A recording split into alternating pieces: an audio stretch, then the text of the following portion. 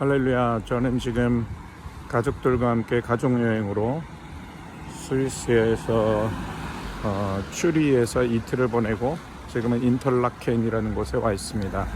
이곳은 저 멀리 보이는 그 융프라우, 아주 유명한, 스위스에서 유명한 곳이죠. 저 융프라우로 가기 위해서 베이스 캠프로 사람들이 와서 머무는 곳이랍니다. 네, 이곳에 도착해서, 스위스에 도착해서 하나님께서 여러 가지 말씀 선포와 함께 연결되는 사인들을 많이 주셨습니다. 그 중에 하나가 지금 쿠프라는 스위스에서 가장 파퓰러한 그런 마켓인데요. 여기에 무지개를 보여주셨습니다. 놀랍게도 동성애 상징인 6가지의 빛깔이 아니라 빨주, 노초, 파남보, 온전한 7빛깔 무지개를 너무나 오래간만에 보았습니다. 마가복음 13장을 특별히 또 선포하는 가운데 저 무지개를 보게 하셨는데요. 온전, 완전, 끝맺음, 7이란 숫자의 히브리적 의미가 그런 뜻입니다. 하나님의 숫자죠. 그래서 이 7빛깔 무지개가 또 상징하는 것은 아시는 대로 다시는 물로 심판하지 않겠다, 언약의 상징입니다. 그러므로 그 언약의 상징인 무지개는 베드로전서 3장에 나오는 것처럼 이제 그 홍수의 노아 홍수 때 그 물은 예수 그리스도의 부활하심으로 말미암아 너희를 구원하는 표신이 곧 침례라고 말씀하셨습니다. 그래서 그 침례의 상징이 노아 홍수라는 것, 그런데 그 물로 심판하는 것은 이제는 다시는 하지 않겠다 하셨다라는 것은 바로 그 홍수의 물이 상징하는 것이 예수 그리스도와 함께 옛 생명이 죽는 복음 연합으로서의 물에 잠기는 것, 그리고 물 바깥으로 나오면서 부활 연합, 그리스도와 함께 죽고 부활하는 그 놀라운 거듭남의 상징이 또 노아 홍수일 수 있는 것이죠. 베드로전서 3장을 통해서 성령님은 베드로의 입술을 통해서 말씀해 주시고 계십니다.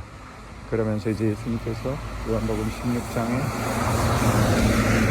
죄라 함은 나를 믿지 아니하며 했습니다. 즉 영원한 심판에 처해질 그 죄는 그냥 단순한 죄가 아니라 이제 모든 죄를 속량하시는 구속하시는 그 예수 그리스도의 십자가 앞에 회개치 않고 믿지 않는 자를 심판하신다는 것입니다. 그래서 이제 7빛깔 무지개는 그 언약을 상징하는데, 첫째는 십자가의 죽으심과 부활과 승천하심과 보좌에 오르심과 성령으로 강림하심이요, 그래서 초대교회를 탄생시키심이요, 그리고 그 십자가의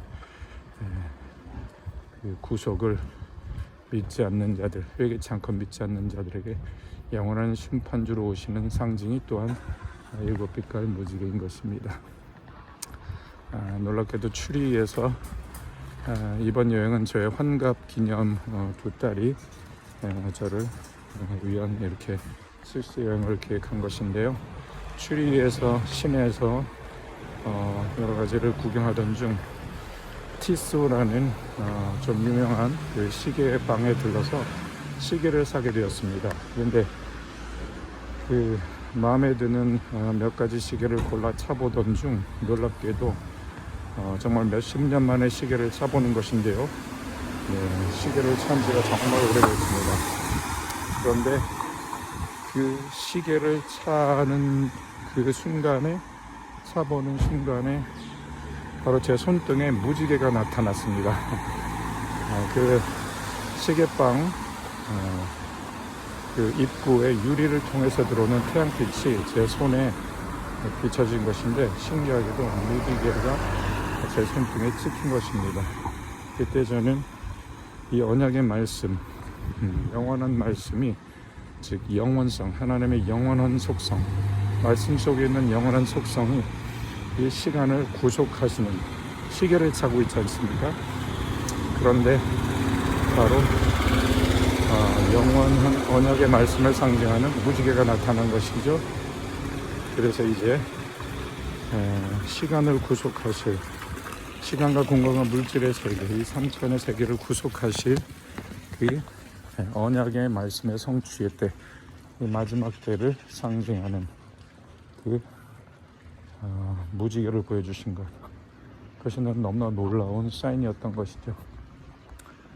그래서 저 쿠프라는 아주 유명한 마켓, 거기에 장식되어 있는 7빛깔 무지개와 시계를 착용할 때 손등에 나타난 무지개, 그것을 통해서 특별히 이번 스위스로 오는 예정 가운데 마가복음을 암송케 하셨고, 특별히 종말장인 마가복음 13장을 암송케 하셨는데, 이 모든 것들이 결코 우연이 아닌 줄 믿습니다. 선포되어지는 마가복음 13장 종말장을 통해서, 그리고 종말과 관련되어 있는 시계와 시간이죠.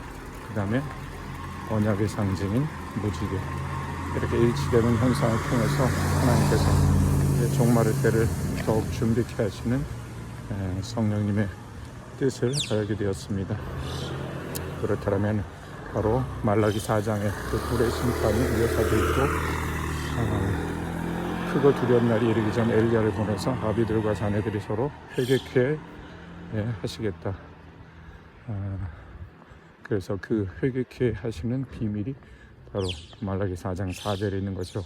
호렙산에서 모세에게 명령한 토라 법을 기억하라. 1000년 동안 자음만으로 기록된 모세경 전체를 암송으로 간직사수 보존 전달해왔던 그 모든 세대들, 기억해왔던 그들에게 다시 토라를 기억하라는 얘기는 바로 쉐마를 다시 연상시킬 수밖에 없죠.